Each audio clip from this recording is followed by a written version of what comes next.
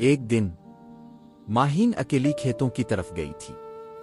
اس کے قدموں میں معصومیت تھی اور دل میں کوئی خوف نہیں، مگر وہ نہیں جانتی تھی کہ کسی اور دنیا کی آنکھیں کب سے اس کا پیچھا کر رہی ہے۔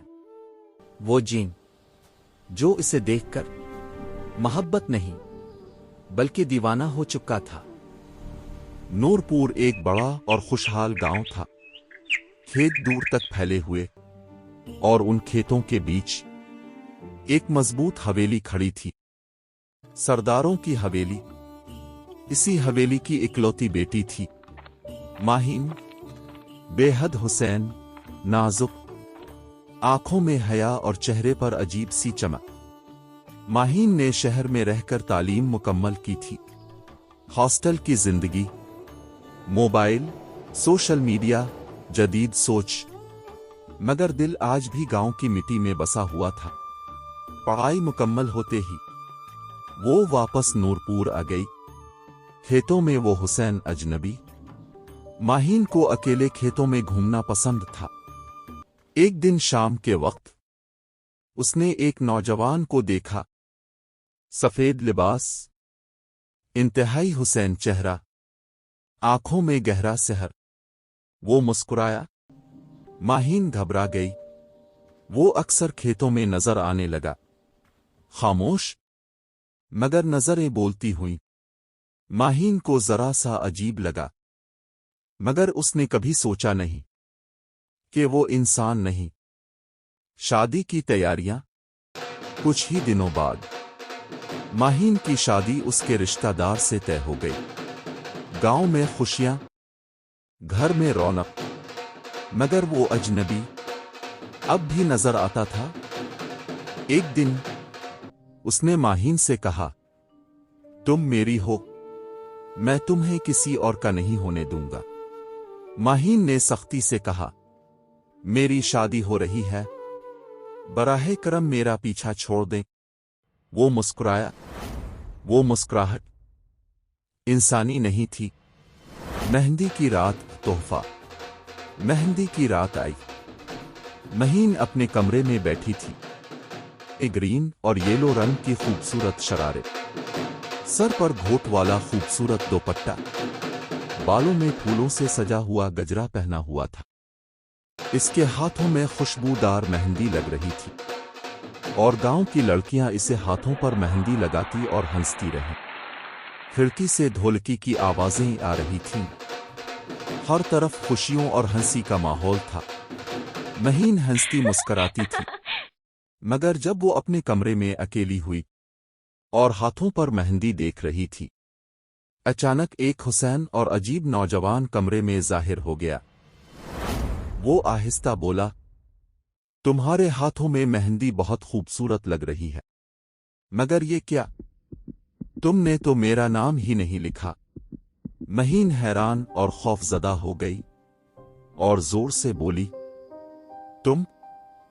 تم میرے کمرے میں کیسے آئے؟ وہ مسکرا کر بولا، میں تو ہر جگہ ہوں، تمہارے دل میں۔ تم نے مجھے پہچانا ہی نہیں، لیکن میں ہمیشہ تمہارے قریب ہوں۔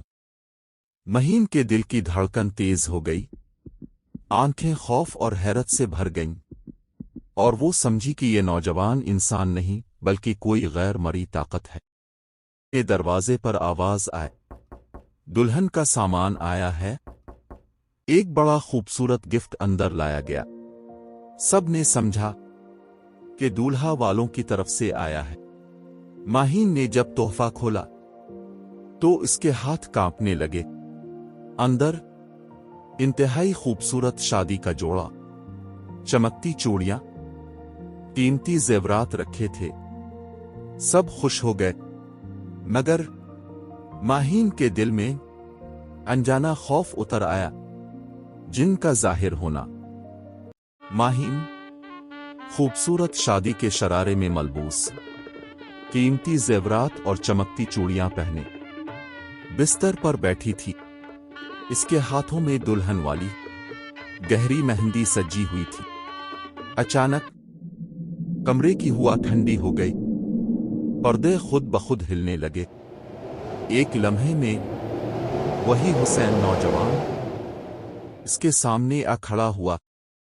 ماہین کی سانس رک گئی۔ وہ آہستہ مسکرایا اور بولا، تم بہت حسین لگ رہی ہو ماہین۔ یہ کپڑے، یہ زیورات، سب میں نے تمہارے لیے بھیجے تھے۔ تم میری دلہن بنو گی۔ ماہین کے قدموں تلے سے زمین نکل گئی۔ اس کی آنکھوں کے سامنے اندھیرا چھا گیا۔ ہونٹ کانپے مگر چیخ نہ نکل سکی۔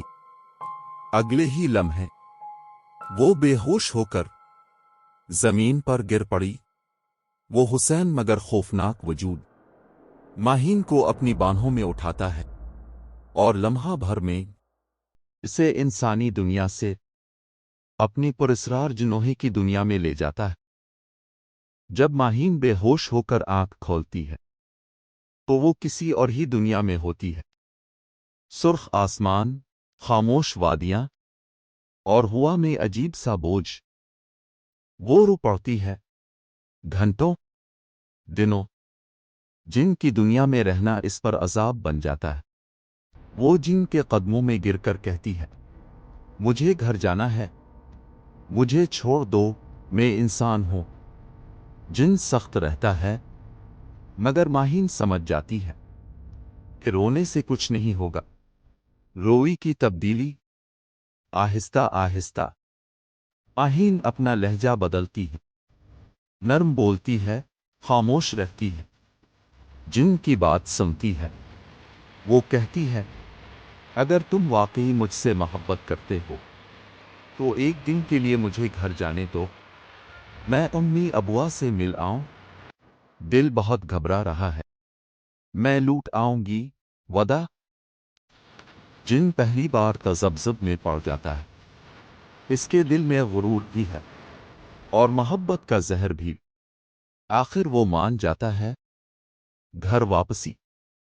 ایک رات ماہین آنکھ جھپکتے ہی اپنے کمرے میں ہوتی ہے۔ گھر والے اسے دیکھ کر رو پڑتے ہیں۔ فوراً مولوی صاحب کو بلایا جاتا ہے۔